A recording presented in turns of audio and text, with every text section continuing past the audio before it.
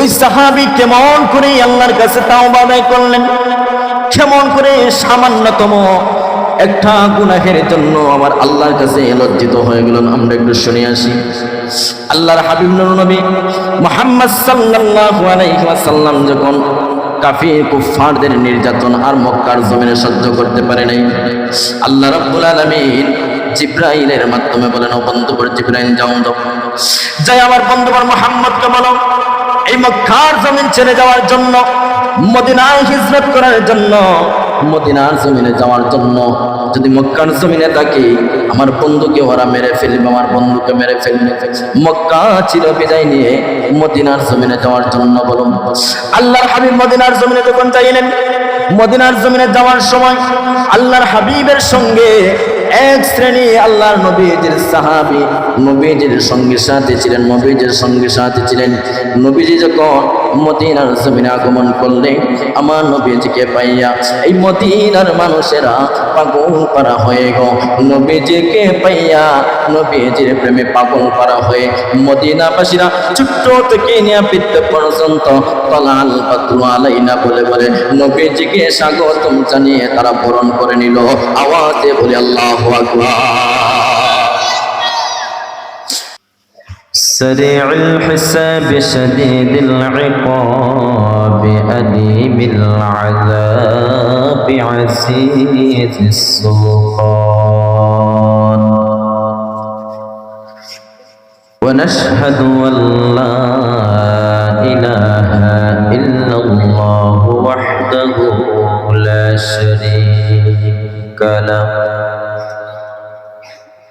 ونشهد أن سيدنا وسندنا وحبيبنا وحبيب طبيبنا وطبيب قلوبنا وقلوب ملتنا ومولانا محمدا عبده ورسوله صلى الله تعالى عليه وسلم الذي أرسله الله تعالى بالحق بشيرا ونذيرا وداعيا إلى الله بإذنه وسراجا منيرا أما بعد فقد قال الله تبارك وتعالى في كلامه المجيد والفرقان الحميد সকলে আমার সাথে জবান খুলে পড়ুন, আউযু বিল্লাহি মিনাশ শাইতানির রাজীম। বিসমিল্লাহির রাহমানির রাহিম। ইয়া أيها الذين آمنوا توبوا إلى الله توبة نصوحا صدق الله العظيم وصدق رسوله النبي الكريم ونحن على ذلك من الشاهدين والشاكرين والحمد لله رب العالمين. وقال تعالى في شان حبيبه ومحبوبه ومعشوقه ومقصده مخبرا وآمرا إن الله وملائكته يصلون على النبي يا أيها الذين آمنوا صلوا عليه وسلموا تسليما اللهم صل مولانا محمد وعلى آل سيدنا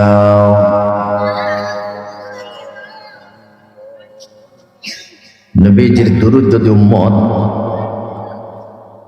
এই পৃথিবীর যে কোনো জায়গা থেকে পাঠ করে, এমনকি বাংলাদেশের জকিগঞ্জ থানার গণিপুর থেকেও যদি পাঠ করে, সেই দুরূদ কানা নবী করিম সাল্লাল্লাহু আলাইহি ওয়াসাল্লামের কাছে আল্লাহ একদল ফেরেশতাদেরকে নিযুক্ত করে রেখেছেন যে এই দুরূদের হাদিয়াটুকু উম্মতের নবীর কাছে পৌঁছে দেওয়ার জন্য। এই নবী আপনার আমার জন্য ইসলামকে সুন্দরভাবে সাজিয়ে দেওয়ার জন্য দিনের পর দিন কাফির কুফফারদের সঙ্গে লড়াই করেছেন।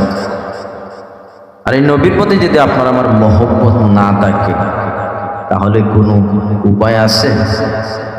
তো দুরূদটা একটু আওয়াজ দিয়ে পড়ন যাইব তো, তাহলে একটু সামনে আসি। উফাজে কেরামেরা, আপনার অত্যন্ত দামি মানুষ ভাই, সামনে আসুন, আওয়াজ বেশ দিতে হবে। যারা পিছনে আসবেন পিছনেই বসবেন। আওয়াজ দিয়ে পড়ি আল্লাহুম্মা সাল্লি মাওলানা মুহাম্মদ ওয়া আলা আলি সাইয়্যিদিনা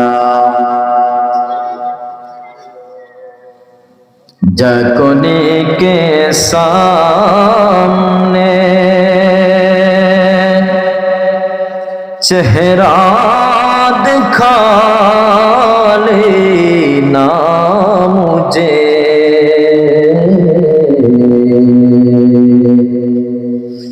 जिना पे दस्ते करम और के निभाने ना मुझे अल्लाहुम्मा सल्ली मौलाना मुहम्मद व अला आलि सय्यिदिना उड़िया जाऊं रे तेरे हवा चलिया जाऊं रे मदीना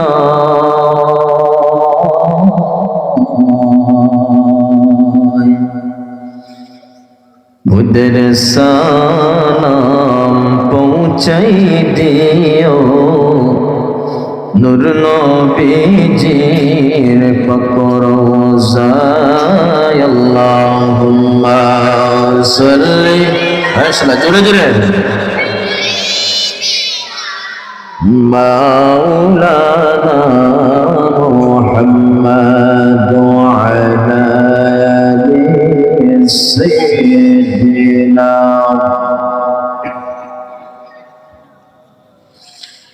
मन पाखी रे बोली तोरे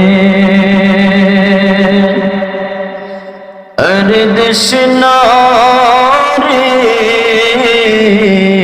बेदोना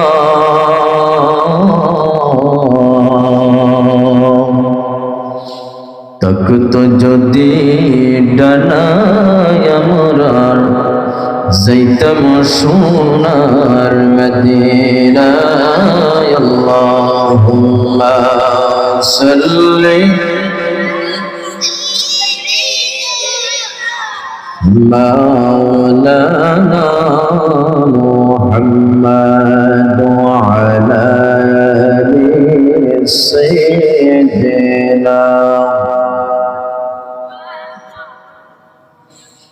لا إله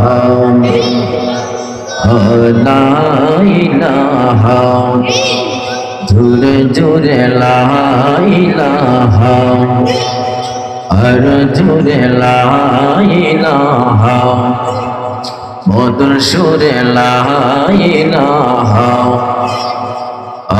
লা ইলাহা আল্লাহ কত সুন্দর মদিনা আমরা কোন পথে হব রওয়ানা আল্লাহ কত সুন্দর মদিনা আমরা কোন পথে হব রওয়ানা দয়ার আল্লাহ দয়া করে দয়ার আল্লাহ করে নসিব করো মদিনা লা ইলাহা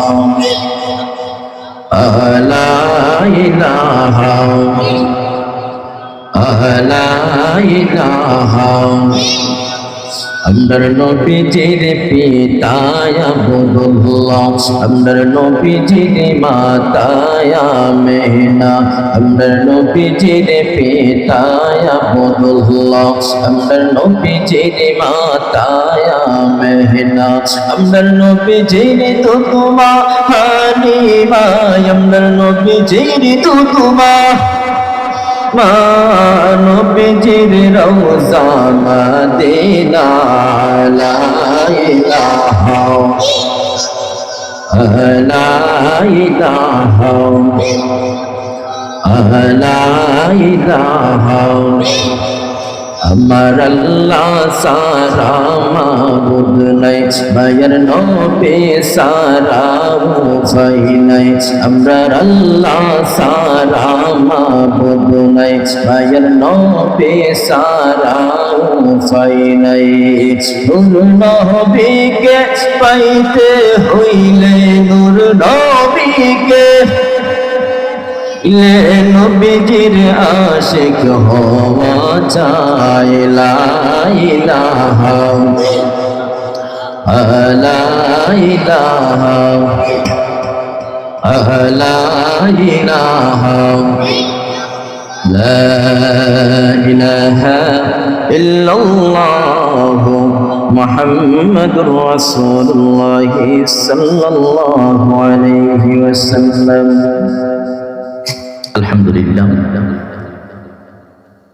ঐতিহ্যবাহী সুলতানুল আউলিয়া উস্তাজুল ফুকাহা ওয়াল মুহাদ্দিসিন হযরত আল্লামা গনিপুরী সাহেব কিবলা রাহমাতুল্লাহি আলাইহি 53তম ইসালে সওয়াব মাহফিল ও হাবিবিয়া হাফিজিয়া মাদ্রাসা ও এতিমখানার বাৎসরিক পাগড়ি বিতরণ অনুষ্ঠান মুফতি মাহফিলের শ্রদ্ধাভাজন সম্মানিত সভাপতি সাহেব বৃন্দগণ, সামনে উপস্থিত বিভিন্ন মসজিদের ইমাম ও খাতিব, সামনে উপস্থিত পিতৃ সমতুল্য মুরব্বী বাবারা, আমার হৃদয়ের স্পন্দন কলিজার টুকরা যুবক ভাইয়েরা, ছোট্ট ছোট্ট মাসুম বাচ্চারা, অত্র মাদ্রাসার আসাতিজায়ে কেরাম ও তালাবা ইলম, বাড়ির পর্দার অন্তরালে অবস্থানরত আমার সম্মানিত শ্রদ্ধা মা বোনেরা, সর্বপ্রথম আমরা আল্লাহ সুবহানাহু ওয়া তাআলার আলিশানে কালিমাতুশ শুকর আদায় করি, যে মহান আল্লাহ সুবহানাহু ওয়া তাআলা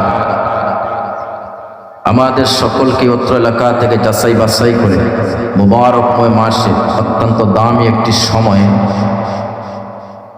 আল্লাহর একজন ওলির বাড়িতে একটি জান্নাতের বাগানে আসার বসা, দুরুদ এবং জিকির করার সুযোগ করে দিয়েছেন। তাতে আমরা খুশি না বেজার? খুশির আওয়াজ এমন নয়, খুশি না বেজার? তাহলে আল্লাহকে খুশি করার জন্য একটু ইমানি জজবা ফুটিয়ে বলি আলহামদুলিল্লাহ।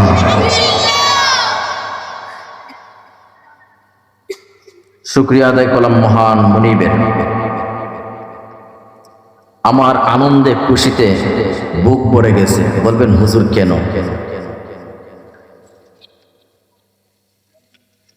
আমি আপনাদের দোয়ায় বিভিন্ন জায়গায় সফর করি, মাহফিল করি। অনেক দিনের স্বপ্ন আমার যে আমি জকিগঞ্জ একটাবার মাহফিলে যাওয়ার যে কোনো সুবাদ পাইতাম। সেই আল্লাহ জকিগঞ্জ এমন একটা জায়গা আমাকে আনলেন, এত দামি একজন অলির বাড়িতে যে আমি আসবো জীবনে কল্পনা করিনি। ভাবতাম যে জকিগঞ্জ মাহফিল কবে যে করব। কিছুদিন আগে একটা ছিল, কোনো কারণবশত মাহফিলটা আমি ক্যান্সেল করেছি, কোনোদিন ভাবিনি। আপনাদের এখানে আসার পর এই যে হাফিজ ভাইয়েরা, আপনারা উঠবেন না, একদম চুপচাপ বসে থাকবেন। প্রতিদিন কি ওয়াজ হবে এই জায়গায়? হবে? তাহলে ও মানে বোঝা যাচ্ছে যে প্রতিদিনও হয়, আপনাদের ওয়াজ শুনতে ভালো লাগতেছে না। বলতে চাচ্ছি আপনারা অত্যন্ত দামি লোক, আর আমিও ইতিমধ্যে আল্লাহর শুকরিয়া আদায় করি যে আল্লাহ এত দামি জায়গা আমি আমার মতো ছোট্ট নগণ্য আল্লাহ নালায়েক একজন বান্দারে এইরকম একটি মাহফিলে আসার সুযোগ করে দিয়েছে। আপনাদের এলাকায় এসে শুনলাম আপনাদের যে গনিপুরি সাহেব, ওনার ইতিহাস, উনি নাকি ফুলতলি সাহেবের উস্তাদ। ফুলতলি সাহেবের উস্তাদ, আমি অবাক হয়ে গেলাম। ফুলতলি সাহেবের উস্তাদ। আচ্ছা, এই যে পুস্টার মধ্যে 53তম ইসালের সওয়াব দেখতেছি লেখা, ওই গনিপুরি সাহেবের কি 53তম ইসালের সওয়াব? জি জি জি। সাহেব কত বছর আগে মারা গেছে? মাশাআল্লাহ, 53তম ইসালের সওয়াব। আল্লাহু আকবার। আমার মতো ছোট্ট মানুষ এত দামি জায়গা, আল্লাহ যেন আমি সহকারে আমাদের সকলকে যেন আল্লাহ কবুল করে আওয়াজ দিয়ে বলে আমিন। আল্লাহ শুকরিয়া আদায় করবা। আল্লাহ বলে বান্দা আমার শুকরিয়া আদায় করো। তুমি বান্দা শুধু শুকরিয়া আদায় করবা, চাইতে হবে না। তুমি বান্দা মনে মনে ভাববা আমি আল্লাহ উত্তম ফয়সালাকারী, আমি আল্লাহ তুমি বান্দাকে দিতে দিবে। সুবহানাল্লাহ বলবেন না? আমি আল্লাহ দিয়ে দিব, আমি আল্লাহ রেডি তুমি তোমাকে দেওয়ার জন্য। কিন্তু বান্দা তুমি তো চাও না, চাওয়ার মতো চাইতে পারো না, আমি আল্লাহকে ডাকার মতো ডাকতে পারো না। আমি আল্লাহকে যদি বান্দা তুমি ডাকার মতো ডাকতে পারো, আমি আল্লাহর কাছে যদি বান্দা তুমি চাওয়ার মতো চাইতে পারো, আওয়াজ দিয়ে বলতে হবে মুসলমান, বান্দা যদি আল্লাহর কাছে চাওয়ার মতো চাইতে পারে, ডাকার মতো ডাকতে পারে, এই বান্দাকে মুহূর্তের ভিতরে সব দিয়ে দিবে কে? আল্লাহ দিয়ে দিবে। এই যে এত বরকতময় একটা মাস শাবান, লাইলাতুন নিসফে মিন শাবান, আমাদের সম্মুখে অত্যন্ত দামি একটি রাত্র আছে। তারই পাশাপাশি পরিপ্রেক্ষিত আজকে এমন একটি রাত, যে রাত হলো ইয়াউমুল জুমআ। কি আপনাদের স্মরণে আছে আগামীকাল কি বার? শুক্রবার। নবী করিম সাল্লাল্লাহু আলাইহি ওয়াসাল্লাম বলেন,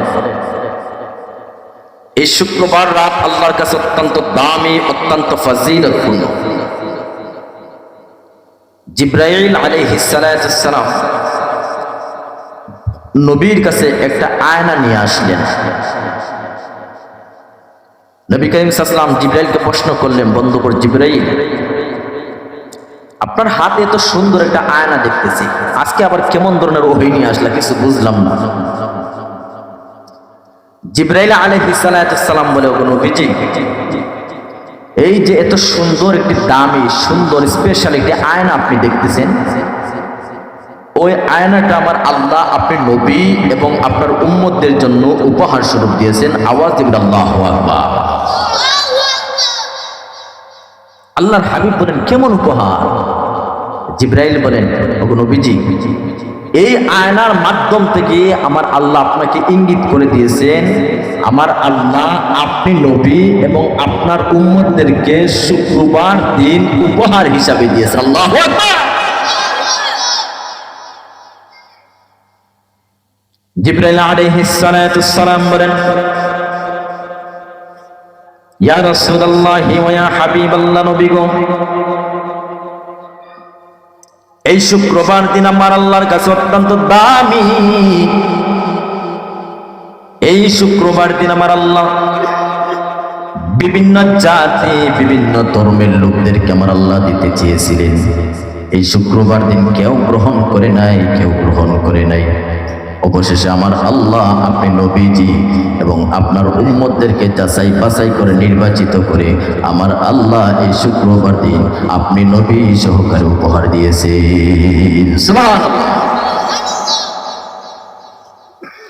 আল্লাহর হাবিব নূর নবী মুহাম্মদ সাল্লাল্লাহু আলাইহি ওয়াসাল্লাম বলেন, হো আমার উম্মতরা শুনো, এই শুক্রবার দিন কেমন জানোনি? এই শুক্রবার দিন হলে তো দামি একটি দিন। আল্লাহর হাবিব জান্নাতি জবানে মুবারক দ্বারা বলেন, সপ্তাহের 7টা দিন আছে, 7টা দিনের মধ্য থেকে আল্লাহর হাবিব বলেন এই শুক্রবার দিন এবং শুক্রবার রাত আমার আল্লাহর কাছে তো দামি। সুবহানাল্লাহর আওয়াজ দিতে হবে, বলা বেশ করে আওয়াজ দিয়ে দিতে হবে। আল্লাহর হাবিব নূর নবী মুহাম্মদ সাল্লাল্লাহু আলাইহি ওয়াসাল্লাম বলেন, আমার উম্মতরা শোনো শোনো, সপ্তাহের 6টা দিন শুক্রবার ছাড়া যখন প্রতিদিন দুপুর 12 ঘটিকা হয়, ওই সময় নামাজ পড়া যখন ঠিক মাথা বরাবর সূর্য থাকে, আল্লাহর নবী বলেন ওই সময় আমার আল্লাহ বান্দাদের জন্য নামাজকে হারাম করে দিয়েছেন, হারাম করে দিয়েছেন। আর ওই সময় আমার আল্লাহ জাহান্নামের আগুনকে আরো বেশি ভয়ঙ্কর ভাবে গরম করে দেন। এই জাহান্নামের আগুনকে আমার আল্লাহ আরো ভয়ঙ্কর ভাবে তেজায়ে দেয়, আরো গরম করে দেয়। আল্লাহর হাবিব বলেন কিন্তু শুক্রবার দিন ওই সময় আমার আল্লাহ জাহান্নামের আগুনকে গরম করে দেন নাই। শুক্রবার দিনের ফজিলতে, শুক্রবার দিনের খাতিরে আমার আল্লাহ ওই সময় জাহান্নামের আগুনকে শীতল করে দেয়। কলিজা থেকে আওয়াজ দিয়ে বলে আল্লাহু আকবার। আপনারা কি আমার কথা বুঝতেছেন? মাইকের বেট একটু বেশি হয়ে গেছে, অপারেটর মাইকের উপর একটু ভামভামি শব্দ করতেছে, তাই না? ক্লিয়ার আওয়াজটা বোঝা যাচ্ছে না। আল্লাহর হাবিব রাহমাতাল লিল আলামিন বলেন, এই শুক্রবার দিন এই সময়টাতে আমার আল্লাহ জাহান্নামের আগুনকে একদম শীতল করে দেয়। আর যদি আল্লাহর কোনো বান্দা ওই শুক্রবার দিন মৃত্যুবরণ করে, আমার আল্লাহ আল্লাহর বান্দাদের জন্য কবরের ফিতনা থেকে, কবরের আযাব থেকে আমার আল্লাহ বান্দাকে রেহাই দিয়ে দিবে। বিট কমাই দেন, আওয়াজ বেশ করে দেন, বিট কমাই দেন। এখন কি বুঝছেন শুক্রবার দিনের ফজিলত? এখন আমরা যে জায়গার মধ্যে বসলাম, ইতিমধ্যে আল্লাহর কাছে আমরা কত দামি, কত সম্মানিত। আহা, যদি গোটা এলাকার মানুষেরা বুঝতো তাহলে সবাই এই জায়গার মধ্যে জমায়েত হয়ে যাইত। এই জায়গা ইতিমধ্যে কত দামি, আপনাদেরকে হাদিসের বাণী শুনাই দেব, শুনতে চান? চান তো ইনশাআল্লাহ? আল্লাহ রাব্বুল আলামিন অসংখ্য অগণিত ফেরেশতাগণ দুনিয়ার জমিনে আছেন, বিভিন্ন জায়গার মধ্যে নিয়োজিত আছেন, এমনকি আসমানের মধ্যে বিভিন্ন দায়িত্বে আছেন। আল্লাহ রাব্বুল আলামিন এই ফেরেশতাদেরকে এক একজনকে এক এক ধরনের কাজ দিয়ে দিয়েছেন, এক এক ধরনের কাজ দিয়ে দিয়েছেন। আল্লাহর একদল রহমতের ফেরেশতারা আছেন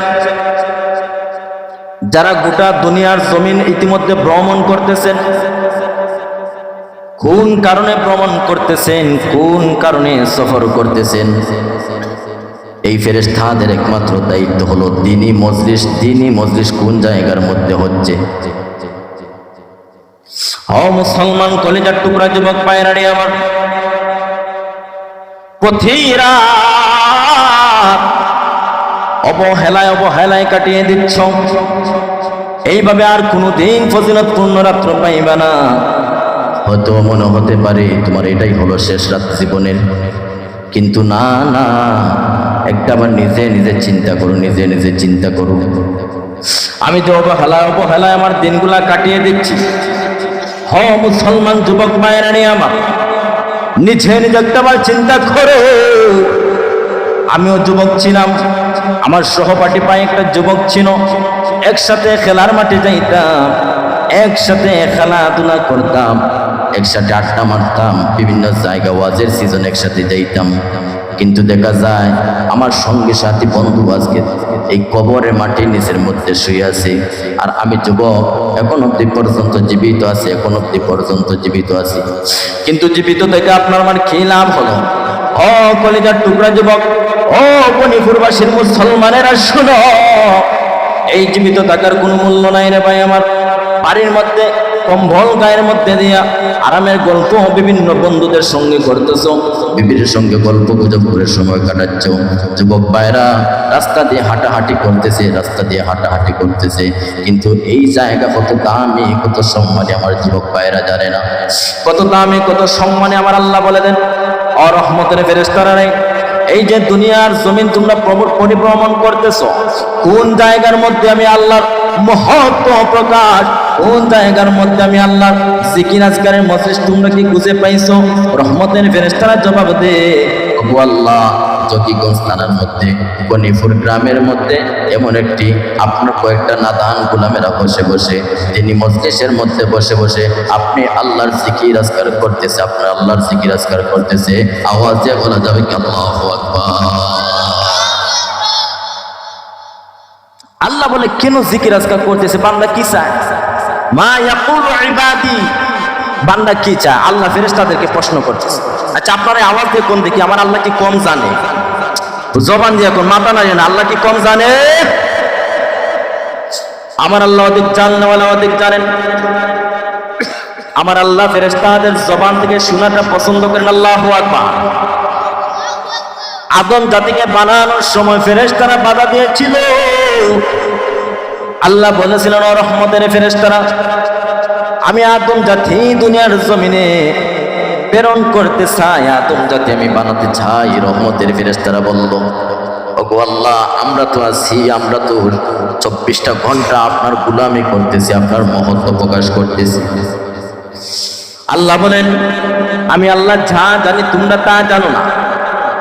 ও রহমতের ফেরেশতারা, আমি জানি আমার বান্দাকে দুনিয়ার জমিনে পাঠাইলে আমি আল্লাহ কি লাভ, আমি আল্লাহর কি লাভ হবে, আমি আল্লাহ ভালো জানি, অধিক জানলেওয়ালা। ফেরেশতারা বলে, ও আল্লাহ, এই জাতিকে আপনি দুনিয়ার জমিনে পাঠাইয়েন না, ওরা ঝগড়া বিবাদ করবে, ঝগড়া ফাসাদের মধ্যে লিপ্ত থাকবে, ওরা রক্তপাত ঘটাবে, একজন আরে একজনকে অন্যায়ভাবে প্রহার করবে, অন্যজনকে মারপিট করবে।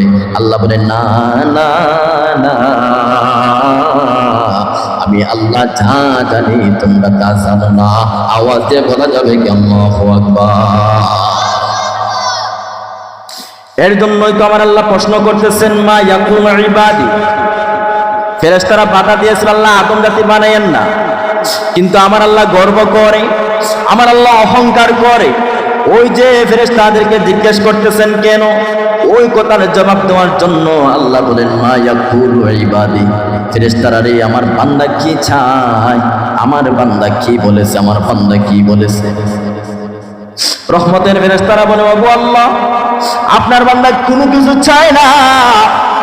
এই গনিপুরের মাটিতে সাহেব বাড়িতে আপনার বান্দা জিকিরের মজলিসে বসে বসে আপনার গুণগান করতেছে, আপনার গুণগান করতেছে। আল্লাহ বলে, কেন গুণগান করতেছে? ফেরেশতারা বলে, ওগো আল্লাহ, আপনি আল্লাহকে বান্দারা পাওয়ার জন্য। এই ভাই মা কথা বলো না, চুপচাপ বসে থাকো, এই যে কথা বলবা। আল্লাহ বলে, বান্দা কি চায়? রহমতের ফেরেশতারা বলতেছে, আল্লাহ, আপনার বান্দা আপনি আল্লাহকে চায়, আপনি আল্লাহকে চায়, আপনি আল্লাহকে চায়। আল্লাহ আবার প্রশ্ন করে, বান্দা কি আমি আল্লাহকে দেখছে নাকি? ও মুসলমান যুবক ভাইয়েরা, আওয়াজ দিয়ে বলতে হবে, আজ পর্যন্ত কি আমার আল্লাহকে কেউ কোনোদিন দেখেছে? দুনিয়ার জমিনে চর্মচক্ষু দ্বারা আমার আল্লাহকে দেখা সম্ভব না। কারা দেখতে পারবে? যারা আল্লাহর গোলামি বন্দেগী ইবাদত বন্দেগী করে কবরস্থ হয়ে ইমানের হালত মৃত্যুবরণ করে আল্লাহর রহমত দ্বারা সুপারিশ প্রাপ্ত হয়ে জান্নাতবাসী হবে, সেই জান্নাতবাসীর একমাত্র আমার আল্লাহকে দেখতে পাবে। আওয়াজ বলুন আল্লাহু আকবার। এর জন্য সম্মানিত প্রশ্ন লক্ষ্য করুন, ফেরেশতারা বলে, ওগো আল্লাহ, আপনি আল্লাহকে বান্দারা পাওয়ার জন্য ওই জায়গার মধ্যে বান্দারা কোন কোন ঠান্ডার মধ্যে বসে আছে গো আল্লাহ। আল্লাহ বলে, বান্দা যদি আমি আল্লাহকে পেয়ে যাই তাহলে বান্দার কি লাভ হবে? রহমতের ফেরেশতারা বলে, ওগো আল্লাহ, এই বান্দারা যদি আপনি আল্লাহকে পাইয়া যায়, বান্দার ইহকাল পরকাল উভয়কাল বান্দার সফল কাম। আওয়াজে বলা যাবে কি আল্লাহু আকবার। পরবর্তী কথার মধ্যে আমার আল্লাহ বলেন, আর রহমতের ফেরেশতারা বান্দার কি চায়? ফামা ইয়াসআলুনি, বান্দা আমি আল্লাহর কাছে আর কি চায়, বান্দার আর কি চাহিদা আছে? রহমতের ফেরেশতারা জবাব দেয়, ওগো আল্লাহ, আপনার বান্দা আপনার কাছে এটাই চায়, জাহান্নামের যে উত্তপ্ত কঠিন ভয়ঙ্কর আযাব, উত্তপ্ত আগুন, জাহান্নামের উত্তপ্ত কঠিন ভয়ঙ্কর আযাব। ওগো আল্লাহ, এই জাহান্নামের আযাব থেকে বাঁচতে চায়, জাহান্নামের আযাব থেকে বাঁচতে চায়। আল্লাহ সুবহানাহু ওয়া তাআলা বলেন, এই রহমতের ফেরেশতারা রে, আমার বান্দা কোনদিন জাহান্নামের আযাব দেখছে নাকি? রহমতের ফেরেশতারা ডেকে ডেকে বলে, ওগো আল্লাহ, আপনার বান্দা কোনদিন জাহান্নামের আযাব দুনিয়ার জমিনে চর্মচক্ষু দ্বারা অবলোকন করতে পারে নাই, কোনদিন তাদের হৃদয় দ্বারা অনুভব করতে পারে নাই, কোনদিন তারা কল্পনা পর্যন্ত করতে পারে নাই। আমার আল্লাহ বলে, তাহলে বান্দা কেন জাহান্নামকে ভয় পায়? তাহলে বান্দা কেন জাহান্নামকে বড় ভয় পায়? রহমতের ফেরেশতারা জিবরাইল, রহমতের ফেরেশতারা বলে, ওগো আল্লাহ, ওই কারণে বান্দা ভয় পায়, এই যে দুনিয়ার জমিনে আপনি একদল উলামায়ে কেরাম দুনিয়ার জমিনে নাজিল করেছেন, ওই উলামায়ে কেরামগণ কুরআন থেকে তালাশ করে করে নবীজির হাদিস থেকে জাহান্নামের ভয়ঙ্কর কথাগুলা আপনার এই সমস্ত বান্দাদের সম্মুখে উপস্থাপন করেছে। আপনার বান্দারা এই জাহান্নামের কথাগুলা শুনে শুনে, এই জাহান্নামের কথাগুলা তারা শোনার পর এই জাহান্নামের আগুনকে এত বেশি ভয় পায়, এত বেশি ভয় পায়, ওগো আল্লাহ, আর কোনো কিছু আপনার বান্দা আপনার কাছে চাই নাই। আল্লাহ রাব্বুল আলামিন বললেন, বুঝলাম আমার বান্দা জাহান্নামের আযাব থেকে বাঁচতে চায়। ও রহমতের ফেরেশতারা, আমি আল্লাহর কাছে বান্দার কি চাই? রহমতের ফেরেশতারা জবাব দেয়, ওগো আল্লাহ, আপনার বান্দারা শুধুমাত্র আপনি আল্লাহর বানানো যে পরিপূর্ণ নিয়ামতে পরিপূর্ণ ভরপুর জান্নাত, এই জান্নাতে আপনার বান্দারা যেতে চায়, জান্নাতে যেতে চায়। আল্লাহ বলে, আমার বান্দা কি কোনোদিন আমি আল্লাহর বানানো জান্নাত দেখেছি? রহমতের ফেরেশতারা বলে, ওগো আল্লাহ, আপনার বান্দা কোনোদিন জান্নাত দেখে নাই, এই চর্মচক্ষু দ্বারা জান্নাত দেখানো সম্ভব নাই। ওগো আল্লাহ, কুরআনের মধ্যে আপনি জান্নাতে বিভিন্ন সুন্দর সুন্দর নিয়ামতের কথা বর্ণনা করেছেন, আপনার নবী যে হাদিসের মাধ্যমে জান্নাতের সুন্দর সুন্দর কথাগুলো বর্ণনা করেছেন। ওগো আল্লাহ, আপনার বান্দাগণ এই সমস্ত নিয়ামতের কথা শুইনা শুইনা পাগল পারা হয়ে গেছে, পাগল পারা হয়ে গেছে। এর জন্য আপনার বান্দা জান্নাতে যেতে চায়, জান্নাতে যেতে চায়, জান্নাতে যেতে চায়। আল্লাহ সুবহানাহু ওয়া তাআলা বান্দাদের এই সমস্ত কথাগুলা ফেরেশতা যখন আমার আল্লাহর কাছে উপস্থাপন করে, আমার আল্লাহ অত্যন্ত খুশি হয়ে, আমার আল্লাহ অত্যন্ত খুশি হয়ে এই পড়া ফেরেশতাদেরকে সামনে রেখে আমার আল্লাহ বান্দাদের জন্য সুসংবাদ দিয়ে দেয়, ফাউশহিদুকুম আন্নী ক্বাদ গাফারতু লাহুম। আল্লাহ বলে, আমি তোমাদেরকে সাক্ষী রাখছি, এই যে গনিপুর সাহেব বাড়ির মজলিসের মধ্যে, ওয়াজের বাগানের মধ্যে বৈশা আমার বান্দারা ঠান্ডার মধ্যে বসে আছি শুধুমাত্র আমি আল্লাহকে পাওয়ার জন্য। ও ফেরেশতারা, তোমরা সাক্ষী থাকো, আমি আল্লাহ আমার সমস্ত বান্দাদেরকে ইন্নী গাফারতু লাহুম, আমি আল্লাহ বান্দার জীবনের তামাম গুনাহগুলি মাফ করে দিলাম, জীবনের তামাম গুনাহগুলি ক্ষমা করে দিলাম, বান্দাকে আমি আল্লাহ একদম নিষ্পাপ বানিয়ে দিলাম। একটু আওয়াজে বলা যাবে কি আল্লাহু আকবার? কথা বুঝছেন আমার আপনারা যারা এই জায়গায় আসছেন? আচ্ছা, কোন তো দেখি আমি কি কথাটা বানিয়ে বলছি, নবীদের হাদিস থেকে কথাটা বলছি। আল্লাহ বলেন, ফাউশহিদুকুম আন্নী ক্বাদ গাফারতু লাহুম। হে ফেরেশতারা, আমি আপনাদেরকে সাক্ষী রেখে বলতেছি, গনিপুর সাহেব বাড়িতে এই জান্নাতের বাগানে যারা বসে আছে আমি আল্লাহ সবাইকে মাফ করে দিয়েছি। সুবহানাল্লাহ বলবেন না? এখন যারা বাড়িতে বসে আছে, ঘুমিয়ে আছে, তাদেরকে মাফ করছে আল্লাহ। তারা এই ফজিলত থেকে বঞ্চিত হয়ে গেছে না বাজান? তারা কি মাফ পাবে?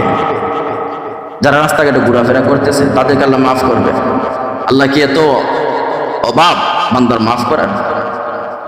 কিন্তু আল্লাহ বলে, বান্দা তোকে আমি পথ ঘাট দেখিয়ে দিচ্ছি রে বান্দা, ইহদিনাস সিরাতাল মুস্তাকিম। আমি আল্লাহ তোকে সরল সহজ পথ একদম সোজা করে দিলাম, তুই বান্দা কেন বারবার বাঁকা যাস? আমি আল্লাহ দিলাম সহজ কইরা। ইসলামটা বাজান একদম সহজ, ইসলাম কোনো কঠিন কিছু নাই। ইন্নাদ দীনা ইনদাল্লাহিল ইসলাম, এই ইসলাম এটা শান্তিপ্রিয় ধর্ম। আপনি বিভিন্ন ধর্ম, আমরা তো বিভিন্ন ভয়, বিভিন্ন ধর্মের বই অনেক সময় আমরা একটু জাস্টিফাই করি, মানে পড়ার চেষ্টা করি। দেখা যায় ইসলাম ধর্মের মতো শান্তির ধর্ম এই পৃথিবীর জমিন আর কোথাও হতে পারে না। একটু ইমান থেকে আওয়াজ দেবেন আল্লাহু আকবার। এত সুন্দর ইসলাম, এত দামি নবীর দামি উম্মত আমরা।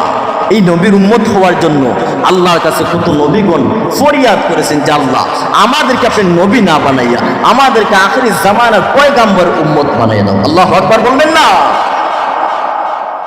কিন্তু আমরা দুনিয়ার জমিনে আসার আগে কি আল্লাহর কাছে কেউ কোন হাত তুলে ফরিয়াদ করেছে, বলেছি যে আল্লাহ আমাদেরকে আখিরি জামানার নবীর উম্মত বানায় বাংলাদেশে পাঠিয়ে দিও? কেউ বলছি? কারো কি মনে আছে? মনে নাই? তাহলে আপনার আমার মতো বাজান আর ভাগ্যবান কেই হতে পারে? নবীগণ কান্না করেছেন আল্লাহ মুহাম্মদ পয়গম্বরের উম্মত বানাইয়া দাও, আর আমরা বিনা দরখাস্তে বিনা সুপারিশে আমার আল্লাহ আমাদেরকে বানর না বানিয়ে, পশু পাখি না বানিয়ে আশরাফুল মাখলুকাতের মধ্যে শ্রেষ্ঠ জাতি হিসাবে নির্বাচিত করে নবীর উম্মত হিসাবে আমাদেরকে নির্বাচিত করে দিয়েছেন। বলে আল্লাহু আকবার। আমরা নবীর উম্মত, কিন্তু নবীর জন্য আমরা কি করতেছি? নবী কষ্ট করে আমাদেরকে ইসলাম উপহার দিয়ে গেছেন, আমরা ইসলামের কতটুকু হক আদায় করতেছি? আমরা তো ইসলামের হক আদায় করতেছি। এর জন্য সম্মানিত প্রিয় যুবক ভাইয়েরা, আমার এই কথাটাই আমি বলতে চেয়েছিলাম। যেহেতু আমার সময় লম্বা আছে, আমি ধারাবাহিক ক্রমে আলোচনাটা করতেছি ধীরে ধীরে। আপনার বিরক্তবোধ হচ্ছেন না তো? না ছেড়ে দেব? যখন আপনাদের তাবারুকের ব্যবস্থা, যখন আপনাদের বিরক্তবোধ মনে হবে আমাকে একটা সিটি দিয়ে দিবেন, আমি সঙ্গে সঙ্গে আলোচনা শেষ করে দেব। আর আমি তেমন ইলিমও নেই, আমলও নেই, ছোট্ট মানুষ। তবে আমার একটা অভ্যাস, আমি কোরআন হাদিস ছাড়া কোনো কথাও বলি না, আমার এটা ভালো লাগে না। এই যে কিছুক্ষণ মানুষকে হাসানো, কিছুক্ষণ বিভিন্ন ধরনের কথা বলা, এগুলো আমি নিজে পছন্দও করি না। যারা কোরআন হাদিস থেকে আলোচনা করে তাদেরকে আমি মহব্বত করি, ভালোবাসি। আর আমি নিজে সর্বোচ্চ চেষ্টা করি কোরআন হাদিস ভিত্তিক কথা বলার চেষ্টা করি। আমার আল্লাহ আমাকে ইখলাস নিয়ত বলার তৌফিক দিতেন, আপনাদেরকে আমলের নিয়ত এই শোনার তৌফিক দিতেন। বলে আমিন। এই জন্য করে যার টুকরা যুবক ভাইয়েরা আমার, এই মাস আল্লাহর কাছে তো দামি একটি মাস। এই মাসের মধ্যে আমার আল্লাহ এমন একটা রাত্র রেখেছেন যার নাম হলো লাইলাতুন নিসফি মিন শাবান।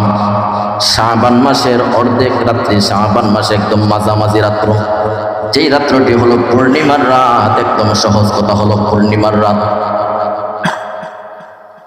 এই রাত্র আমার আল্লাহর কাছে কেমন করে দামি শুনে আসি।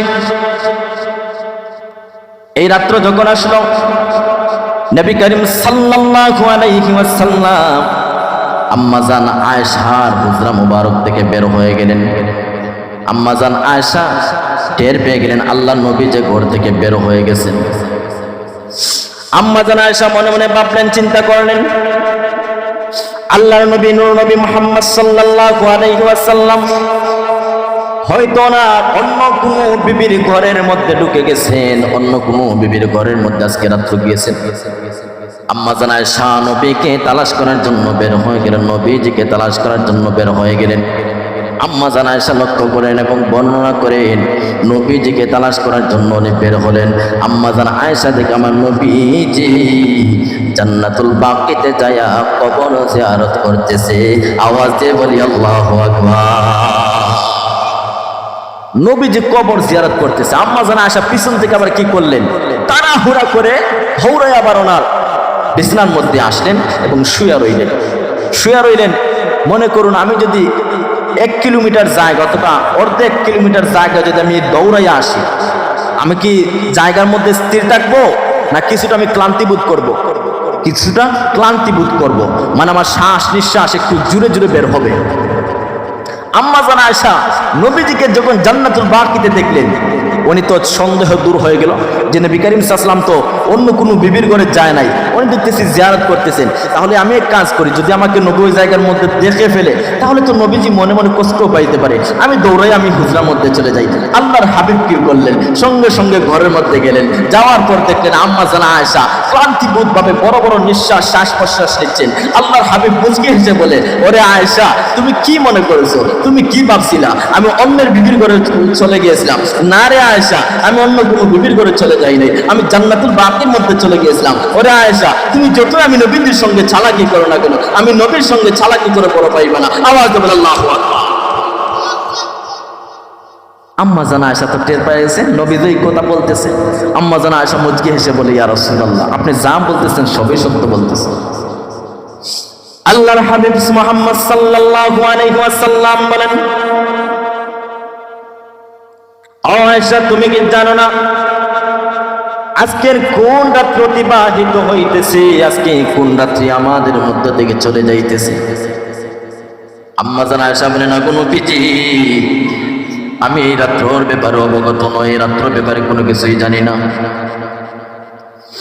আল্লাহর হাবিব আম্মা জান আয়েশাকে বলে, ও কলিজার টুকরা বিবি আমার, শোনো শোনো, এই রাত্রটি লাইলাতুন নিসফি মিন শাবান, এই রাত্রটি আমার আল্লাহর কাছে এত দামি এত পছন্দনীয়।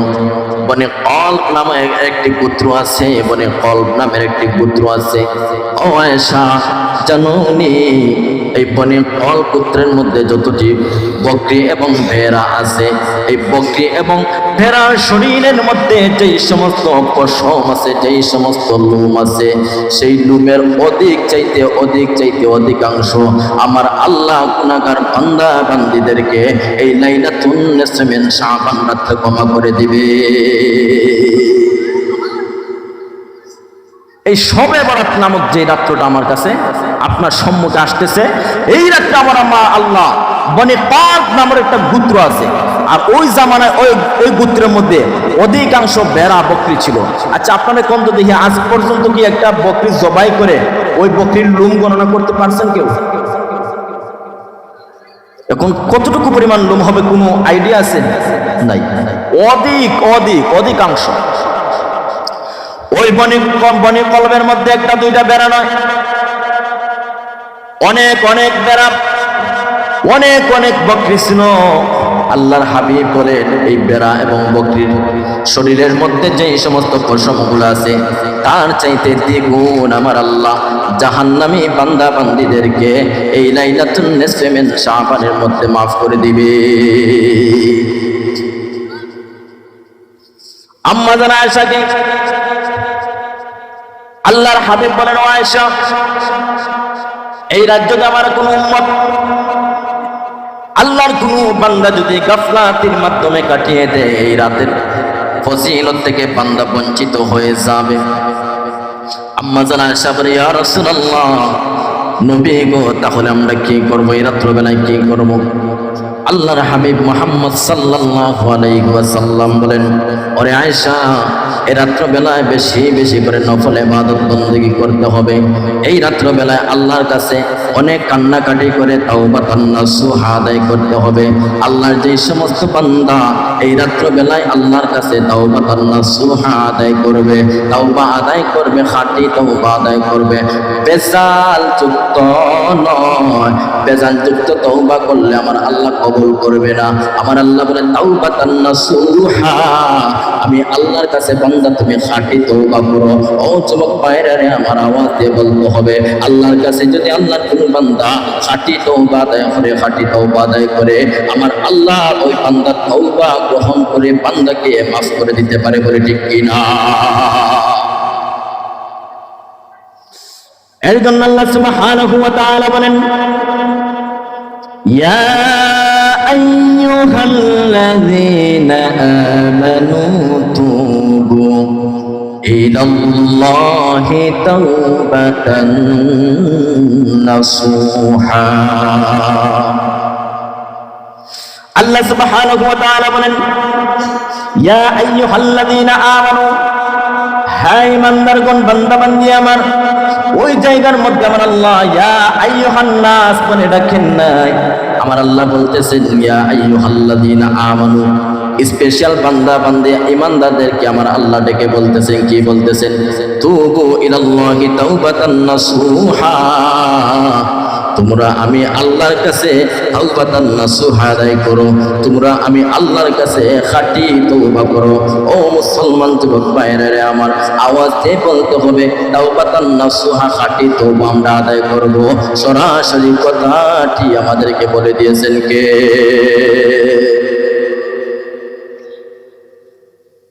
মাঝখানে একদম খালি হয়ে গেছে।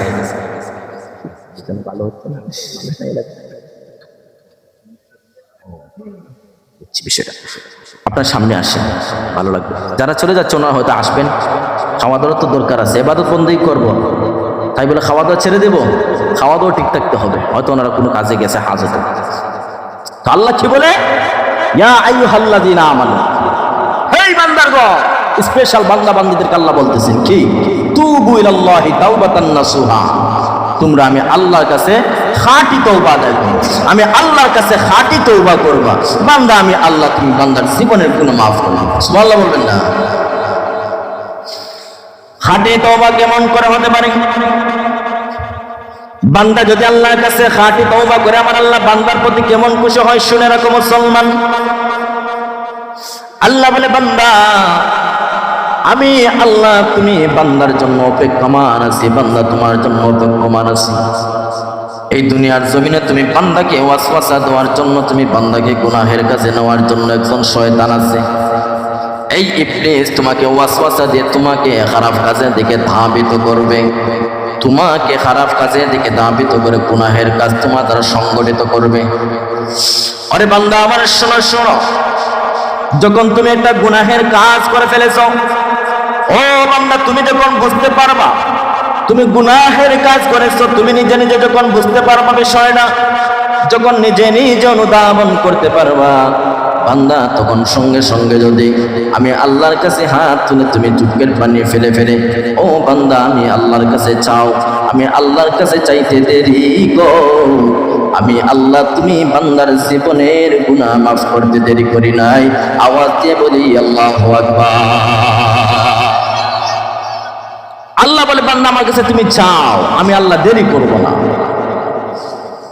আল্লাহ সুবহানাহু ওয়া তাআলা বলেন,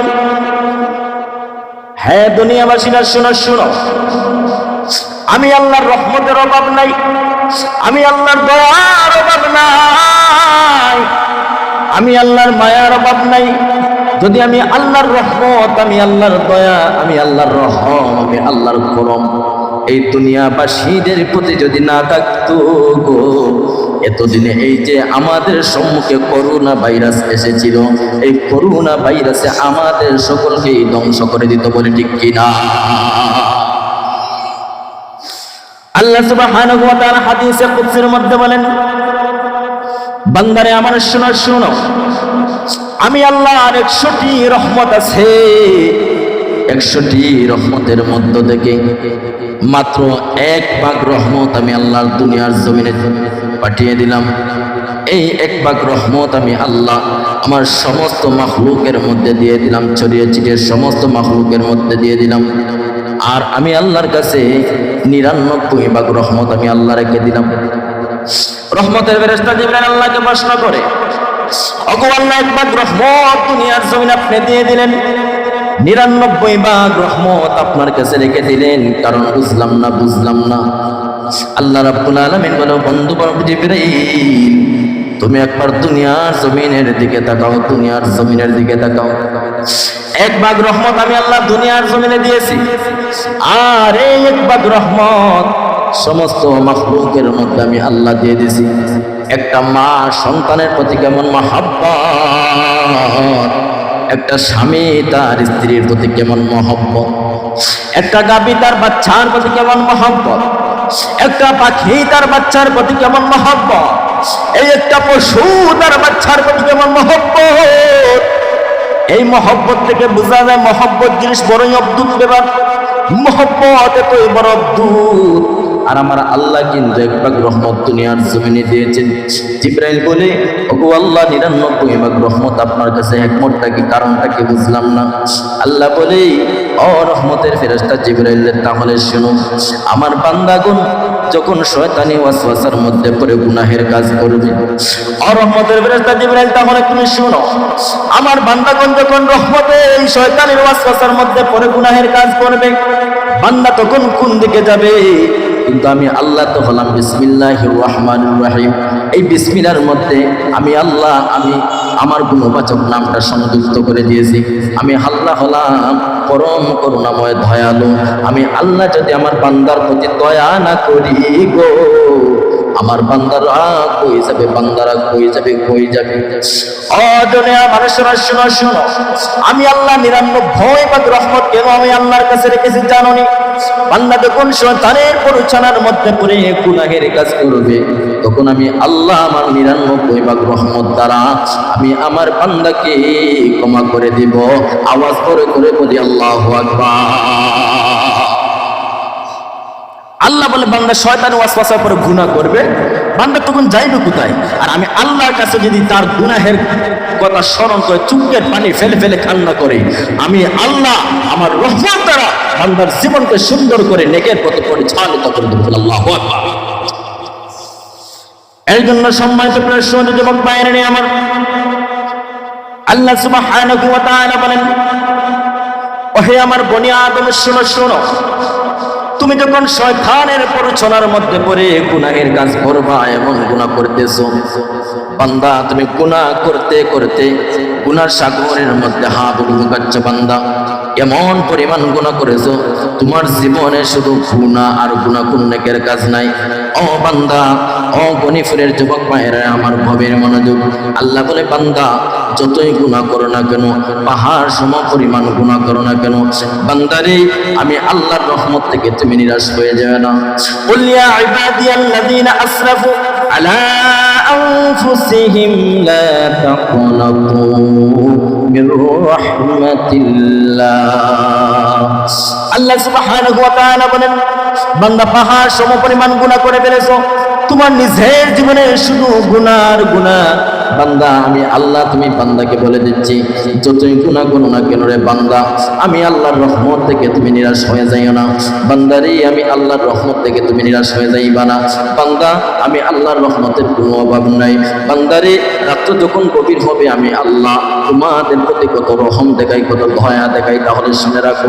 আল্লাহ সুবহানাহু ওয়া তাআলা বলেন, এই দুনিয়ার জমিনে রাত্র যত গভীর হবে, এই দুনিয়ার মানুষেরা যার যার বাসা ঘরের মধ্যে দরজা জানালা বন্ধ করে দেয়, রাত্র যত গভীর হয় মানুষেরা দরজাগুলা বন্ধ করে দেয়। কেন বন্ধ করে দেয়? যদি চোর ডাকাত ঘরের মধ্যে ঢুকে পড়ে, হিংস্র প্রাণী যদি ঘরের মধ্যে ঢুকে পড়ে, তত তাড়াতাড়ি মানুষেরা দরজাগুলা বন্ধ করে দেয়। আমার আল্লাহ বলি, বান্দা না না না, তার বিপরীত আমি আল্লাহ দুনিয়ার জমিনের মানুষেরা সবার দরজাগুলা বন্ধ করে দেয় রাত্র যত গভীর হয়। আমি আল্লাহ রাত্র যত গভীর হয়, তুমি বান্দার মহব্বত করে আমি আল্লাহ আমার রহমতের দরজাগুলা খুলে দেই। আওয়াজ দিয়ে বলি আল্লাহু আকবার। বান্দা আমি, তুমি বান্দা, আমি আল্লাহ, তুমি বান্দার মহব্বতে আমি আল্লাহর রহমতের দরজাগুলা খুলে দেই। একদম শেষ আসমানের মধ্যে আমি এসে বান্দা তোমাকে ডাকি বারবার, আলামে মুস্তাগফির, কে আছে আমি আল্লাহর কাছে ক্ষমা চাইবা। ও দুনিয়ার মানুষেরা, কে আছে গুনাহের জন্য আমি আল্লাহর কাছে অনুতপ্ত হইবা, আমি আল্লাহর কাছে গুনাহের জন্য মাফি চাইবা। কে আছে অসুস্থ, অনেক দিন যাবত বিছানার মধ্যে পড়ে আছো, ক্যান্সার রোগ নিয়ে মৃত্যুর জন্য ভয়াবহতার মধ্যে পড়ে গেছো, কে আছো প্যারালাইসিস নিয়ে বিছানার মধ্যে চাটাচাটি করতেছো, আমি আল্লাহ শেষ আসমানের মধ্যে এসে তুমি বান্দাকে ডাকি, বান্দারে আমি আল্লাহর কাছে তুমি চাও, আমি আল্লাহর কাছে তুমি চাও। রাত্র যখন শেষ তৃতীয়াংশের মধ্যে চলে আসবে, আমি আল্লাহর কাছে চাও, বান্দা আমি আল্লাহ তোমাকে দিয়ে দিব।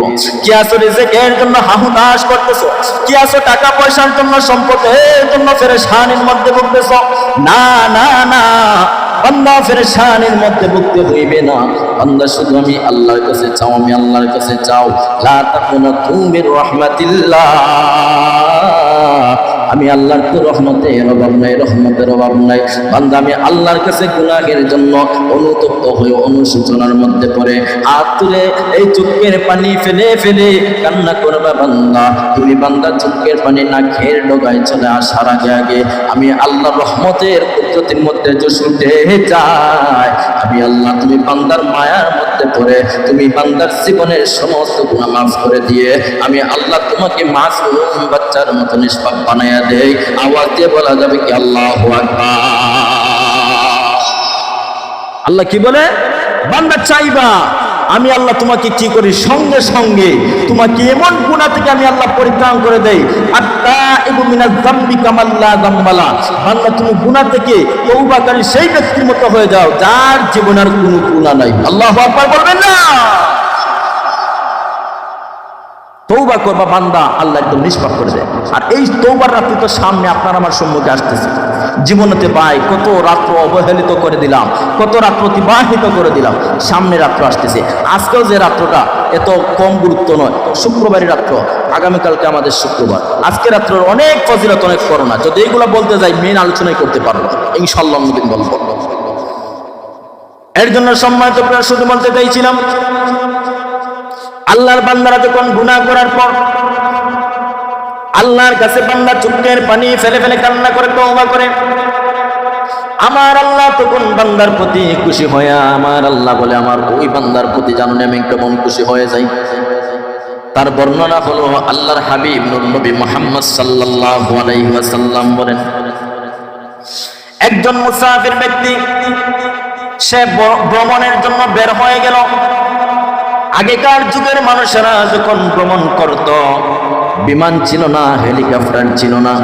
আগেকার যুগের মানুষেরা হয়তো উট আর নয় হয় ঘোড়া আর নয় হয় গাধা, এই সমস্ত প্রাণী জাতীয় জিনিস দ্বারা তার সোয়ারি হিসাবে বহন করে ভ্রমণ করত, বলে ঠিক কিনা?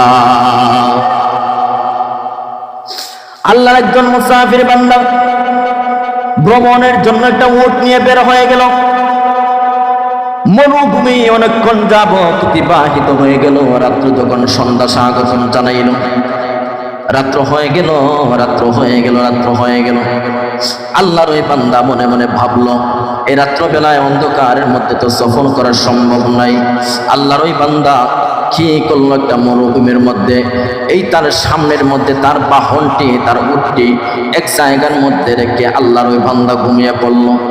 যারা বেশি ক্লান্ত বোধ করে, যারা দিনের বেলায় খুব বেশি পরিশ্রম করে, দিনের বেলায় যেই সমস্ত আল্লাহর বান্দারা বেশি কাজকর্ম করে, রাত্রবেলায় তাদের কোনো মেডিসিন খেতে হয় না, অটোমেটিকলি তাদের চোখের মধ্যে ঘুম চলে আসে।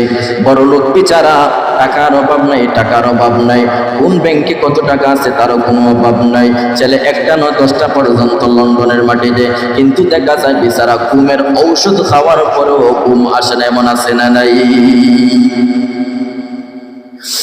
গরিব বান্দা সারাদিন কাজকর্মে দ্বারা ব্যস্ত, কিন্তু দেখা যায় আল্লাহর ওই বান্দা রাত্র যখন গনে আসে, এশার নামাজের পরে যখন খাওয়া দাওয়া শেষ করে দেয় বান্দা, মুহূর্তের ভিতরে দেখা যায় আল্লাহর বান্দার চোখের মধ্যে ঘুম চলে আসে, কোন মেডিসিন খেতে হয় না। ওই মুসাফির বান্দা ঠিক তদ্রুপভাবে সারাদিন এই সফরের কাজের মধ্যে লিপ্ত ছিলেন। অনেক ক্লান্তিবোধ হয়ে গেছে, অনেক ক্লান্তিবোধ হয়ে গেছে। তার বাহনটি সামনে রেখার সঙ্গে সঙ্গে ঘুমিয়ে পড়লো। কখন জানি আল্লাহর বান্দার চোখের মধ্যে ঘুম চলে আসলো। আল্লাহর বান্দা বলতে পারে নাই, যখন হঠাৎ করে বান্দার ঘুম চলে গেল, বান্দার ঘুম চলে যাওয়ার পর বান্দা লক্ষ্য করে দেখতে পায় তার সম্মুখে তার বাহনটি আর নাই। এখন মনে করুন আপনি আমি সিলেট যাইতে ইচ্ছা হচ্ছে, আপনি আমি একটা বাহন নিলাম, গাড়ির কোনো সুযোগ নাই। এখন বাহনটা যে আমি শাহবাগ যাওয়ার পথে কোনো সমস্যা, কোনো একটু রেস্ট নেই আর বাহনটা হারাইয়া যায়, তখন সিলেট আপনার আমার যাওয়াটা কষ্টকর হবে না? এটা চিন্তার মধ্যে পড়ে যাব, আয় হায় আমি কেমন করে কোন শহরে যাব, কেমন করে আমি এখন সিলেট যাব, একটা চিন্তার মধ্যে পড়ে যাব। ঠিক সেইভাবে আল্লাহর ওই বান্দা মনে মনে ভাবলো, আমি একজন মুসাফির মানুষ, সফরের জন্য আমি বের হয়ে গেলাম, আমার বাহনকে হারিয়ে গেল, এখন আমি কেমন করে যাই, কেমন করে যাই। আল্লাহর ওই বান্দা কি করলো, সমস্ত মরুভূমি তালাশ করলো, তার ওই বাহনটি কোনো জায়গার মধ্যে খুঁজে পায় কিনা। আল্লাহর ওই বান্দা বাহনটি তালাশ করতে করতে কোনো জায়গার মধ্যে খুঁজে পাইল না, কোনো জায়গার মধ্যে তার কোনো সন্ধান পাইল না। বান্দা ঠিক পূর্বের জায়গার মধ্যে আবার আইসা, আবার বান্দা হতাশাগ্রস্ত মনোভাব নিয়ে বান্দা আবার ঘুমিয়ে পড়লো। বান্দার যখন আবার ঘুম ছেড়ে গেল, বান্দার ঘুম ছেড়ে যাওয়ার পর সঙ্গে সঙ্গে বান্দা থেকে তার সম্মুখে তার হারানো উটটি আবার ফিরে এসেছে। আল্লাহু আকবার বলবেন না? আল্লাহর বান্দা লক্ষ্য করে দেখতে পাই, সারাদিন তো উটের জন্য এই মরুভূমি তালাশ করলো, বিভিন্ন জায়গার মধ্যে সন্ধান লাগাইলো, বুঝতে লাগলো কোনো জায়গার মধ্যে পাওয়া যায় না। আল্লাহর বান্দা কি করলো, আবার হতাশাগ্রস্ত মনোভাব নিয়ে ওই জায়গার মধ্যে ঘুমিয়ে পড়লো। আবার দেখা যায় আল্লাহর বান্দার ঘুম ছেড়ে গেল। ঘুম ছেড়ে যাওয়ার পর বান্দা যখন দেখতে পাইল তার সম্মুখে আবার উঠে এসে গেছে, বান্দা খুশির ডালে এমন একটা কথা বললো, আল্লাহুম্মা আনতা রাব্বি ওয়া আনা আবদু, আল্লাহুম্মা আনতা রাব্বি ওয়া আনা আবদু। বান্দা খুশির ঠেলায় আত্মহারা হয়ে বলে, ওগো আল্লাহ আপনি আমার বান্দা আর আমি হলাম আপনার রব। আওয়াজে বলি আল্লাহু আকবার। বান্দা কি বলতেছে, আল্লাহ আপনি আমার বান্দা আমি আপনার রব। মনে মনে ভাবতে পারেন তো হুজুর এই কথাটার মধ্যে কি শিরিক ঢুকে যায় না? না, এটা শিরিক না। বান্দা কলব থেকে বলে নাই, বান্দা জবান দ্বারা বলেছে আমার আল্লাহ বলে। বান্দা তোর জবান আমি দেখি নাই, ঠোঁট দিয়া জিহ্বা দিয়া বান্দা কি বলছো আমি সেটা দেখি নাই। আমি আল্লাহ, তুমি বান্দার কলবের দিকে তাকায় থাকি, তুমি বান্দার কলব কি বললো, তুমি বান্দার কলবে কি সাক্ষী দিবে। আল্লাহু আকবার। এই জন্য বান্দার জবান দ্বারা যাই বলুক না কেন, বান্দার কলব তো জিন্দা। বান্দার কলব থেকে কথাটি বলে নাই, আমার আল্লাহ ডেকে ডেকে বলে, হ দুনিয়াবাসীরা তোরা শুনে রাখ, এই উট হারানো ব্যক্তি তার উট পাওয়ার পর যেইভাবে খুশি হয়েছে, বান্দা খুশির ঠেলায় আনন্দে আত্মহারা হয়ে বান্দা বলল, ওগো আল্লাহ আমি আপনার রব, আপনি আল্লাহ হলেন আমার বান্দা। দুনিয়াবাসীরা শুনো শুনো রে, আমার ওই বান্দা যেই পরিমাণ খুশি হয়েছে, তওবাকারী বান্দার প্রতি আমি আল্লাহ তারে চাইতে আরো দ্বিগুণ বেশি খুশি হয়ে যায়, আরো দ্বিগুণ বেশি খুশি হয়ে যায়। ইমানে আওয়াজে বলে আল্লাহু আকবার। আল্লাহ বলে তার চাইতে আমি আরো দ্বিগুণ বেশি খুশি হয়ে যায়। এই জন্য সম্মানিত প্রিয় সুধী লক্ষ্য করুন, আল্লাহ সুবহানাহু ওয়া তাআলা বলেন, যারা আমি বান্দার তওবার মধ্যে আনুগত্যশীল হবে, আমি আল্লাহর কাছে তওবা করবে, আমি আল্লাহর প্রিয় বান্দা হয়ে যাবে তওবা করে। যারা আমি আল্লাহর তওবাকারী বান্দা, আমি আল্লাহ তাদেরকে খুব বেশি পরিমাণে ভালোবাসি। আল্লাহ সুবহানাহু ওয়া তাআলা বলেন, ইন্নাল্লাহা ইউহিব্বুত তাওয়াবিনা ওয়া ইউহিব্বুল মুতাতাহহিরিন। আল্লাহু আকবার। আল্লাহ সুবহানাহু ওয়া তাআলা বলেন, ইন্নাল্লাহা ইউহিব্বুত তাওয়াবিন, নিশ্চয় আমি আল্লাহ তওবাকারী বান্দাকে ভালোবাসি, তওবাকারী বান্দাকে ভালোবাসি। আল্লাহ নিজের কুদরতি জবান দ্বারা বলতেছে, যারা তওবা করবে দুনিয়ার জমিনে, যারা তওবা করবে আমি আল্লাহ ওই তওবাকারী বান্দাকে আমি আল্লাহ অনেক বেশি ভালোবাসি। আওয়াজ করে করে বলি আল্লাহু আকবার। যারা তওবা করবে তাদের জীবনের সমস্ত গুনাহ আমার আল্লাহ ক্ষমা করে দিবেন, একদম নিষ্পাপ বানিয়ে দিবেন। আল্লাহ আমার কোরআনের মধ্যে বলেন, আসা রাব্বুকুম আন ইউকাফিরা আনকুম সাইয়্যাতিকুম। আল্লাহ সুবহানাহু ওয়া তাআলা বলেন, আশা করা যায় তোমাদের রব তোমাদের পাপ সমূহ মোচন করে দিবেন, তোমাদের জীবনের तमाम গুনাহগুলি maaf করে দিবেন। কিন্তু শর্ত হলো বান্দা তুমি তাওবাতান নাসুহা আদায় করতে হবে। বান্দা তাওবাতান নাসুহা আদায় করবা, তোমরা আশানুরূপ থাকো, তোমাদের রব তোমাদের জীবনের तमाम গুনাহ maaf করে দিবেন। বান্দা তুমি বান্দাকে যখন আমি আল্লাহ ক্ষমা করে দেব, আমি আল্লাহ maaf করে দেব, তার জন্য তুমি বান্দার জন্য শেষ নাই রে বান্দা, আমি আল্লাহ তুমি বান্দার জন্য আরো স্পেশাল পুরস্কার রেখেছি। কি স্পেশাল পুরস্কার? আল্লাহ সুবহানাহু ওয়া তাআলা বলেন, ওয়া ইউদখিলাকুম জান্নাত তাজরি মিন তাহতিহাল আনহার। আওয়াজ বড় করে বলি আল্লাহু আকবার। আল্লাহ সুবহানাহু ওয়া তাআলা বলেন, ওহে আমার বান্দা শুনো শুনো, যারা তাওবাতান নাসুহা আদায় করবা, আমি আল্লাহ আসা রাব্বুকুম আইয়ুকাফির আনকুম সাইয়্যাতিকুম, আমি আল্লাহ তাদের জীবনের সমস্ত পাপ পঙ্কিলতা মাফ করে দেব, তাদের জীবনের সমস্ত গুনাহ আমি আল্লাহ মোচন করে দেব।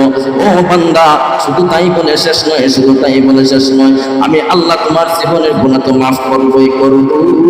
আমি আল্লাহ তুমি বান্দার প্রতি খুশি হয়ে গো, তুমি বান্দাকে ওয়াইদখিলাকুম জান্নাতিন তাজরি মিন তাহতিহাল আনহার, আমি আল্লাহ তুমি বান্দাকে জান্নাতের মধ্যে প্রবেশ করায় দেব। আওয়াজ করে বলি আল্লাহু আকবার। আপনারা জান্নাতে যেতে চান? আওয়াজ বড় করতে হবে। এর জন্য তওবা করতে হবে, আপনার জীবনকে তওবা দ্বারা সাজাতে হবে। আল্লাহর হাবিব বলেন, জিবরাইল আলাইহিস সালাতু ওয়াসসালাম একদিন আল্লাহর হাবিবের সম্মুখে আসলেন। আল্লাহর হাবিবের সম্মুখে আসার পর জিবরাইল আলাইহিস সালাতু ওয়াসসালাম কি করলেন? জাহান্নামের যে 7টি জাহান্নাম আছে, 7টি জাহান্নামের বর্ণনা দেওয়ার জন্য আসলেন। আল্লাহর হাবিব নূর নবী মুহাম্মদ সাল্লাল্লাহু আলাইহি ওয়াসাল্লাম বলেন, জিবরাইল,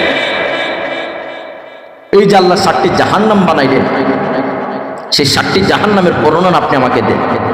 কোন দরজা দ্বারা কাদেরকে আমার আল্লাহ ঢুকাইবেন?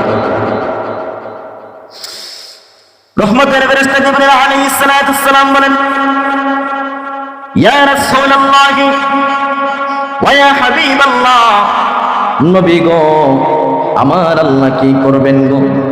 জাহান্নামের 7টি দরজা আমার আল্লাহ বানাইছেন, 7টি দরজা দ্বারা 7 শ্রেণী মানুষদেরকে আমার আল্লাহ জাহান্নামের মধ্যে ঢুকাইবেন। ইয়া রাসূলুল্লাহ ওয়া ইয়া হাবিবাল্লাহ, 7টি দরজা দ্বারা আমার আল্লাহ কি করবেন? 7 শ্রেণী মানুষদেরকে আমার আল্লাহ ঢুকাই দেবেন। এক দরজা দ্বারা মুশরিক, অন্য দরজা দ্বারা মুনাফিক, অন্য দরজা দিয়ে আমার আল্লাহ কি করবেন? কাফিরদেরকে ঢুকাইবেন। এইভাবে রহমতের ফেরেশতা জিবরাইল আলাইহিস সালাতু ওয়াসসালাম 7টি দরজার বিবরণ দিলেন, 6টি দরজার বিবরণ দিলেন। 7 নম্বর দরজার নাম হলো জাহান্নাম। ওই জায়গার মধ্যে জিবরাইল আলাইহিস সালাতু ওয়াসসালাম যায়া একদম চুপচাপ হয়ে গেলেন, আর কোনো কিছু বলতেছেন না। আল্লাহর হাবিব নবী মুহাম্মদ সাল্লাল্লাহু আলাইহি ওয়াসাল্লাম বলেন, আরে রহমতের ফেরেশতা জিবরাইল, বুঝলাম না, 6টা জাহান্নামের হিসাব বড় সুন্দর করে দিলাম, 6টা জাহান্নামের হিসাব বড় সুন্দর করে দিলাম, 7 নম্বর দরজার মধ্যে হিসাব তুমি দেখা যায় একদম চুপচাপ হয়ে গেল। রহমতের ফেরেশতা জিবরাইল বলে, ইয়া রাসূলুল্লাহ ওয়া ইয়া হাবিবাল্লাহ, নবী গো, যদি 7 নম্বর দরজার কথা বলি গো, আপনি আর নিজে কি ঠিক রাখতে পারবেন না? আপনি দুনিয়ার জমিনে ঠিক রাখতে পারবেন না। আল্লাহর হাবিব নবী মুহাম্মদ সাল্লাল্লাহু আলাইহি ওয়াসাল্লাম বলে, ও বন্ধুবর জিবরাইল, যাই হোক না কেন গো, 7 নম্বর দরজার বিবরণ আপনি আমাকে দিতে হবে। রহমতের ফেরেশতা জিবরাইল আলাইহিস সালাতু ওয়াসসালাম বলেন, ইয়া রাসূলুল্লাহ ওয়া ইয়া হাবিবাল্লাহ, নবী গো, 7 নম্বর দরজা দ্বারা আমার আল্লাহ এমন সমস্ত মানুষদেরকে ঢুকাইবেন যারা আপনার উম্মতদের মধ্য থেকে তাওবা ছাড়া মৃত্যুবরণ করবে, তাওবাতান নাসুহা ছাড়া মৃত্যুবরণ করবে। আমার আল্লাহ ওই সমস্ত বান্দা বান্দীদেরকে 7 নম্বর দরজা দ্বারা ঢুকাই দিবেন। আল্লাহু আকবার। সঙ্গে সঙ্গে রহমতের ফেরেশতা জিবরাইল আলাইহিস সালাতু ওয়াসসালামের জবান থেকে এই কথা শোনার পর আল্লাহর হাবিব নূর নবী মুহাম্মদ সাল্লাল্লাহু আলাইহি ওয়াসাল্লাম এই জায়গার মধ্যে গান হয়ে পড়ে গেলেন। কিছুক্ষণ পরে আমার আল্লাহ নবীকে আবার চৈতন্য লাভ করলেন, নবীকে আবার আল্লাহ হুঁশ দিয়ে দিলেন। হুঁশ দেওয়ার পর জিবরাইল আলাইহিস সালাতু ওয়াসসালাম বলেন, ও বন্ধুবর মুহাম্মদ, কেন আপনি অজ্ঞান হয়ে গেলেন গো? কেন আপনি অজ্ঞান হয়ে গেলেন? রহমতের নবীজি বলেন, ও রহমতের ফেরেশতা জিবরাইল, কেন আমি অজ্ঞান হয়ে গেছি শুনে রাখো, তওবা ছাড়া আমার উম্মত মৃত্যুবরণ করবে আর আমার উম্মত সরাসরি জাহান্নামে ঢুকে যাবে। না না না, আমার উম্মত জাহান্নামের মধ্যে যাবে, আমি নবীজি কেমন করে বরদাস্ত করতে পারি? আমার উম্মত যদি জাহান্নামে যায়, আমি নবীজি বরদাস্ত করতে পারবো না। আমার একটা উম্মতকেও আমি জাহান্নামে যেতে দিব না। আমি আমার আল্লাহর কাছে সুপারিশ করে, কান্না করে, সুপারিশ করে আমার সমস্ত উম্মতদেরকে আমি নবীজি জান্নাতের মধ্যে নিয়ে যাব। আওয়াজে বলে আল্লাহু আকবার। ও গো কামলিওয়ালা তুমি মদিনাওয়ালা, ও গো কামলিওয়ালা। মাশাআল্লাহ। হ্যাঁ, এখন আমি আসল হিকমত বুঝলাম। ওরা গজলের পাগল, কিন্তু এতক্ষণ ওদের কোনো আওয়াজ আমি পাই নাই। গজলটা শুরু করা মাত্রই ওরা গজলের পাগল। নবীজির শান বুঝতে হবে, ওরা নবীজির আশিক। বলে আল্লাহু আকবার। গজল হবে? নবীজির নাট আপনারা ভালো পান? তাহলে পিছনে যারা আছে বাজার, একটু সামনে আসি, ভালো লাগবে। সামনে আসি, আসি সবাই, আসি সবাই সামনে আসি। আপনারা দিক মনে কিচ্ছু না আনেন, এই জায়গার মধ্যে যারা আছে এই জায়গার মধ্যে আসলে ভালো লাগতো, ওই জায়গার মধ্যে আসলে খুবই ভালো লাগতো, অনেক বেশি শ্রোতা দেখাইতো। আপনারা এই জায়গায় অন্ধকারে বসে আছেন, রাস্তা দিয়ে যে যায় মনে মনে ভাবতেছে মানুষ তো নাই, তো আমিও চলে যাই, আমিও জায়গায় যাবো কেন? আর আপনারা দুই জায়গার মধ্যে আসেন, মাঠ পুরাটাই পড়ে যাবে। কি চলবে? নবীর শান চলবে? পারবেন তো? আপনার আওয়াজ দিয়ে বলবেন? তাহলে বলি, ও গো কামলিওয়ালা। মাশাআল্লাহ। ও গো কামলিওয়ালা তুমি মদিনাওয়ালা, ও গো কামলিওয়ালা তোমারি জন্য জগত জ্বালা, কামলিওয়ালা তুমি মদিনাওয়ালা, ও গো কামলিওয়ালা তুমি প্রাণের নবী, তুমি দানের ছবি, তুমি প্রাণের নবী, তুমি দানের ছবি। তোমার উপর দুরূদ পড়েন আল্লাহ তাআলা, কামলিওয়ালা। জোরে জোরে লাও গো কামলিওয়ালা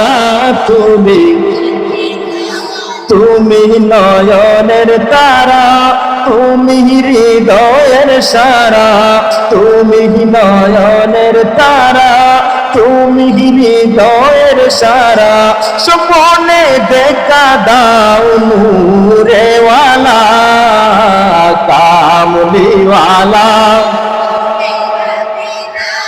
লাও গো কামলিওয়ালা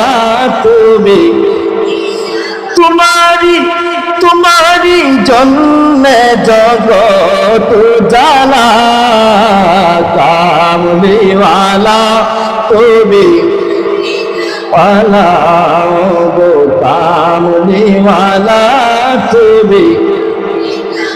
নবীজির মহব্বতে ঈমান থেকে বলি ইয়া রাসূলুল্লাহ। হবে হবে, আমি আসল মর্ম বুঝতে পারছি এখন ইনশাআল্লাহ। আমার টাইম মতো আমি আলোচনা শেষ করব, আর এখন আকর্ষণ আরো বাড়বে। আমি সব বুঝছি এখন, কেউ উঠা বসা করবো না, ঠিক আছে তো? চলবে, তোমাদের চাহিদা মতো আলোচনায় চলবে। এর জন্য সম্মানিত প্রেষক যুবক ভাইয়েরা নিয়ে আমার বলতে চেয়েছিলাম, আল্লাহ বলে আমার যে সমস্ত বান্দারা আমি আল্লাহর কাছে তাওবাতান নাসুহা আদায় করবে, আমি আল্লাহ আমার ওই বান্দার প্রতি আমি আল্লাহ খুশি কাতহরা হয়ে যায়, আমি বান্দার প্রতি বেশি খুশি হয়ে যাই। নবীজির একজন সাহাবী যার নাম হলো সালাবাতুল আনসারী, ওই সাহাবী কেমন করে আল্লাহর কাছে তাওবা আদায় করলেন, কেমন করে সামান্যতম একটা গুনাহের জন্য আমার আল্লাহর কাছে লজ্জিত হয়ে গেলেন। আমরা একটু শুনে আসি। আল্লাহর হাবিব নবী মুহাম্মদ সাল্লাল্লাহু আলাইহি ওয়াসাল্লাম যখন কাফির কুফফারদের নির্যাতন আর মক্কার জমিনে সহ্য করতে পারে নাই, আল্লাহ রাব্বুল আলামিন জিবরাইলের মাধ্যমে বলেন, ও বন্ধুবর জিবরাইল যাই আমার বন্ধুবর মুহাম্মদকে বলো এই মক্কার জমিন ছেড়ে যাওয়ার জন্য, মদিনায় হিজরত করার জন্য, মদিনার জমিনে যাওয়ার জন্য। যদি মক্কার জমিনে থাকি আমার বন্ধুকে ওরা মেরে ফেলবে, আমার বন্ধুকে মেরে ফেলবে। মক্কা চির বিদায় নিয়ে মদিনার জমিনে যাওয়ার জন্য বলুন।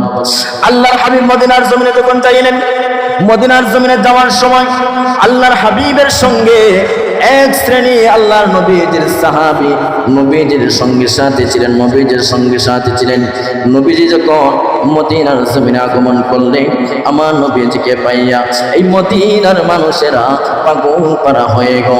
নবীজিকে পাইয়া নবীজির প্রেমে পাগল পারা হয়ে মদিনাবাসীরা ছোট্ট থেকে নিয়ে বৃদ্ধ পর্যন্ত তলাল পাতলু আলাইনা বলে বলে নবীজিকে স্বাগতম জানিয়ে তারা বরণ করে নিল। আওয়াজে বলে আল্লাহু আকবার।